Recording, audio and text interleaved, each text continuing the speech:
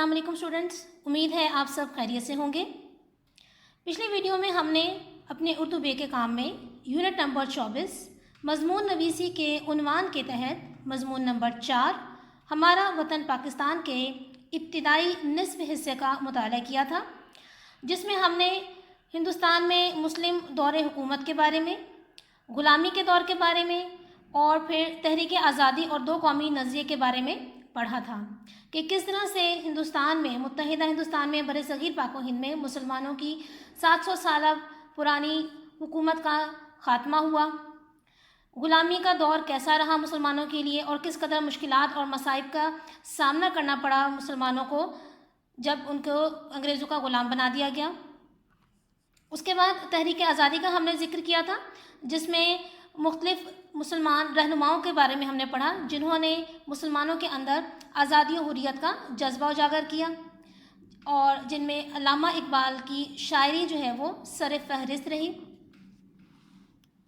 उसके बाद हमने नज़रिया पाकिस्तान का ज़िक्र किया था कि जब 1930 में इलाहाबाद के खुतबे में अल्लामा इकबाल ने पहली बार जो है वो वाज़े अल्फाज में एक आज़ाद और अलग ममलिकत के क़याम की तजवीज़ दी थी। फिर हमने दो कौमी नज़रिए के बारे में पढ़ा था, जिसको बुनियाद बनाकर हमने पाकिस्तान जो है वो हासिल किया। आज हम आगे जो है इसका बकिया निस्फ़ मुताला करते हैं। क़याम पाकिस्तान। अल्लामा इकबाल रहमतुल्लाह अलैह ने मुसलमानों को ज़हनी तौर पर क़याम पाकिस्तान के लिए तैयार किया और कायदे आज़म रहमतुल्लाह अलैह ने मुसलमानों की अमली रहनुमाई करके अल्लामा इकबाल रहमतुल्लाह अलैह के ख़्वाब को शर्मिंदा ताबीर कर दिया। शर्मिंदा ताबीर करना मुहावरा है, इसका मतलब उस ख़्वाब को पूरा किया, उस ख़्वाब को ताबीर दी, अंजाम तक पहुँचाया, पाया तकमील तक पहुँचाया।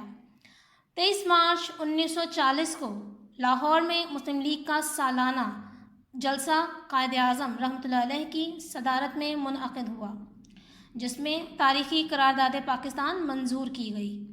हिंदुओं ने मुतालबा पाकिस्तान को दीवाने का ख्वाब करार दिया, लेकिन मुसलमान कायदे आज़म रहमतुल्लाह अलैह की वलवला अंगेज़ पुरजोश क़यादत रहनुमाई में 7 साल के मुख्तसर अरसे में मुतालबा पाकिस्तान को हकीकत का रूप देने में कामयाब हो गए। यानी कि शुरू में जो है मुसलमानों का मजाक उड़ाया गया और दीवाने का ख्वाब कहा गया क़याम पाकिस्तान को, लेकिन 7 साल के मुख्तसर अरसे में लाखों कुर्बानियों के बाद, अज़ीम जदोजहद के बाद जो है हमने 7 साल के मुख्तसर अरसे में पाकिस्तान जैसा अज़ीम मुल्क जो है हासिल किया, जो इस्लामी नज़रिए पर बुनियाद रखता है। और पाकिस्तान 14 अगस्त 1947 को दुनिया की अज़ीम तरीन इस्लामी ममलिकत के तौर पर दुनिया के नक्शे पर नमूदार हुआ, ज़ाहिर हुआ। कायदे आज़म रहमतुल्लाह अलैह पाकिस्तान के पहले गवर्नर जनरल मुकर्रर हुए। गवर्नर जनरल के जो है मायनी आपको पिछले कायदे आज़म रहमतुल्लाह अलैह के मज़मून में ही बताया जा चुका है कि हुकूमत का आला ओहदेदार, यानी कि जो हुकूमत के तमाम मामलात को संभालता है, जैसे अब सदर हैं या वज़ीर आज़म वगैरह हैं, तो उस वक्त गवर्नर जनरल का ओहदा जो था वो कायदे आज़म रहमतुल्लाह अलैह को दिया गया। और पाकिस्तान रोज़ बरोज़ मजबूत से मजबूत तर होता गया।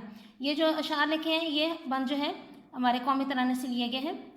पाक सर ज़मीन शादबाद, किश्वर हसीन शादबाद, तू निशान अज़्म आली शान अर्ज़ पाकिस्तान, यानी कि इसमें जो है पाकिस्तान की सरज़मीन की जो है तारीफ़ बयान की गई है। क़याम पाकिस्तान का मकसद।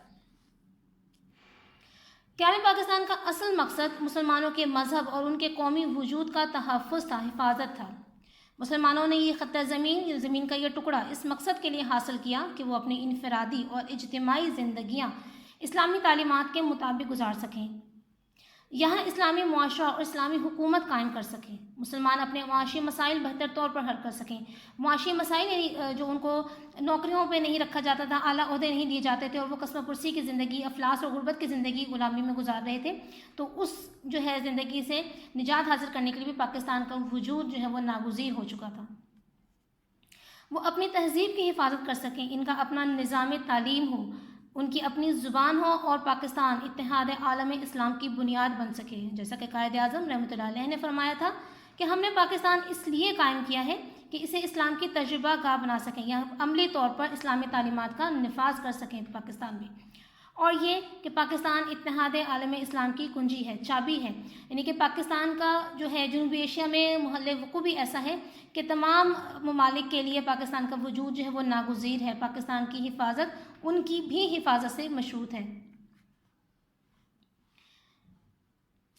افواج پاکستان۔ متحدہ ہندوستان کی انگریزی فوج میں زیادہ تر تعداد مسلمانوں کی تھی۔ متحدہ ہندوستان یا برصغیر پاک و ہند کو متحدہ ہندوستان بھی کہتے ہیں، جب جو ہے پاکستان اور بھارت جو ہے وہ ایک تھے۔ انگریز مسلمان فوجیوں کو اپنے لیے استعمال کرتا تھا۔ ضرورت اس بات کی تھی کہ یہ فوج اسلام اور ملت اسلامیہ کے کام آئے۔ چنانچہ قیام پاکستان کے بعد مسلمان افواج کو از سر نو منظم کیا گیا۔ از سر نو یعنی دوبارہ نئے سرے سے منظم کیا گیا، ترتیب دیا گیا، اور اس طرح پاکستانی فوج دنیا کی بہترین افواج میں شمار ہونے لگی۔ پاکستان کی یہ شیر دل یعنی شیر جیسا بہادر دل رکھنے والی، شیر جیسی بہادر دلیر فوج جو بری یعنی زمینی فوج، بحری فوج، سمندری فوج اور فضائیہ پر مشتمل ہے، ہر قسم کے بیرونی اور اندرونی خطرات سے نپٹنے کے لیے ہر وقت سینہ سپر رہتی ہے، تیار رہتی ہے۔ محاورہ ہے یہ بھی۔ پاکستان کی یہ افواج اسلام اور ملت اسلامیہ کی فوج ہے۔ اسلام کے یہ مجاہد اور غازی دشمن کے ناپاک ارادوں کو خاک میں ملانا جانتے ہیں۔ خاک میں ملانا یعنی یہ محاورہ ہے، ان کو مٹی میں ملا سکتے ہیں، تباہ و برباد کر سکتے ہیں ان کے ناپاک ارادوں کو۔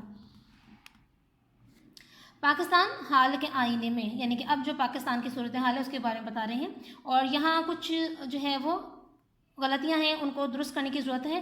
براہ کرم آپ بھی جیسے جیسے بتائی جائیں ان غلطیوں کو اپنی کتابوں پر درست کر لیں، تاکہ جب امتحان میں آپ پرچہ میں یہ مضمون آتا ہے اور آپ اس کو تحریر کرتے ہیں تو ان بنیادی غلطیوں کی وجہ سے جو ہے آپ کے نمبروں پر فرق نہ پڑے، اور بظاہر جو ہے معلومات غلط ہیں تو اسی لیے جو ان کی درستی بھی جو ہے وہ ضروری ہے، کیونکہ آبادی میں اضافہ یا کمی ہوتی رہتی ہے، تو اسی لیے ہمیں یہ دیکھنا ہوگا کہ حال میں جو ہے پاکستان کی آبادی کیا چل رہی ہے۔ اللہ تعالیٰ نے پاکستان کو ہر طرح کے وسائل سے نوازا ہے۔ اس کی آبادی قریباً 18 کروڑ ہے۔ اب یہاں پر 18 ہے تو یہ چونکہ بہت پرانا جو ہے اعداد و شمار ہے، تو اسی لیے ہم یہاں پر 22 کروڑ، اور قریباً اس لیے کہ کوئی ہم ایک خاص قسم کا تناسب نہیں بتا سکتے کہ 22 کروڑ ہی ہے، اس میں کم یا زیادہ بھی ہو سکتا ہے، تو اس لیے تقریباً کا یا قریباً کا لفظ استعمال کیا جاتا ہے۔ یہ 4 صوبوں، اب یہاں پر چونکہ پاکستان کے نقشے میں تھوڑی سی رد و بدل ہوئی ہے، تبدیلی ہوئی ہے، تو 5 صوبے ہو چکے ہیں۔ 5 صوبوں یعنی پنجاب، سندھ، خیبر پختونخوا، گلگت بلتستان اور بلوچستان پر مشتمل ہے۔ اور آپ جانتے ہیں کہ پہلے یہ 4 جو ہیں صوبے، ان کے بارے میں آپ جانتے ہیں، لیکن گلگت بلتستان جو ہے موجودہ پاکستان کے نقشے کے مطابق جو ہے 5واں صوبہ ہے پاکستان کا۔ پاکستان کا دارالحکومت اسلام آباد ہے۔ لاہور پنجاب کا، کراچی سندھ کا، پشاور خیبر پختونخوا کا اور کوئٹہ بلوچستان کا دارالحکومت ہے۔ کراچی پاکستان کا دل ہے۔ یہاں پہ دیکھیں اب یہ غلط لکھا ہوا ہے، اس کو آپ نے درست کر لینا ہے، کراچی نہیں، لاہور کو پاکستان کا دل کہا جاتا ہے۔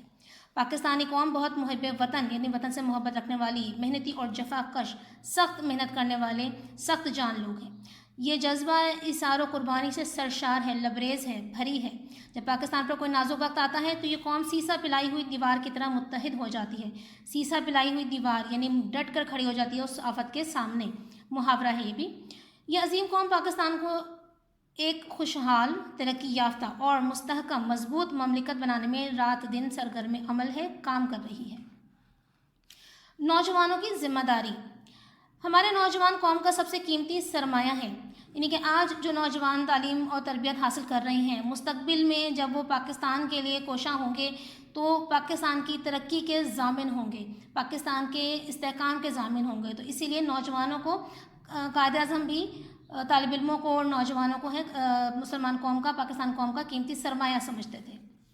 مستقبل کی عظیم ذمہ داریاں نوجوانوں نے ہی سنبھالنی ہیں، اس سلسلے میں طلباء پر بھاری ذمہ داریاں عائد ہوتی ہیں۔ قائد اعظم رحمۃ اللہ علیہ طلباء کو قوم کا سب سے قیمتی سرمایہ سمجھتے تھے اور ان سے بے پناہ محبت کرتے تھے۔ قوم کو اچھے ڈاکٹروں، انجینئروں، حکمرانوں اور دیگر یعنی دوسرے اعلیٰ تربیت یافتہ افراد کی ضرورت ہے، اس لیے طلباء کو چاہیے کہ وہ پوری محنت اور لگن کے ساتھ اپنی تعلیم کی طرف توجہ دیں تاکہ ملک و قوم کا مستقبل درخشندہ و تابناک ہو سکے، روشن ہو سکے، اور تشکیل پاکستان کے اعلیٰ مقاصد کی تکمیل ہو سکے، یعنی کہ جس مقصد کے لیے پاکستان کا وجود قائم ہوا، پاکستان قائم ہوا، ان مقاصد کو پورا کرنے کے لیے طلباء پر بھاری ذمہ داری عائد ہوتی ہے، قوم کے نوجوانوں پر بھاری ذمہ داری عائد ہوتی ہے کہ وہ پوری ایمانداری کے ساتھ جو ہے وہ تعلیم و تربیت حاصل کریں، اپنے فرائض جو ہیں وہ پورے کریں۔ بقول علامہ اقبال رحمۃ اللہ علیہ، محبت مجھے ان جوانوں سے ہے ستاروں پہ جو ڈالتے ہیں کمند۔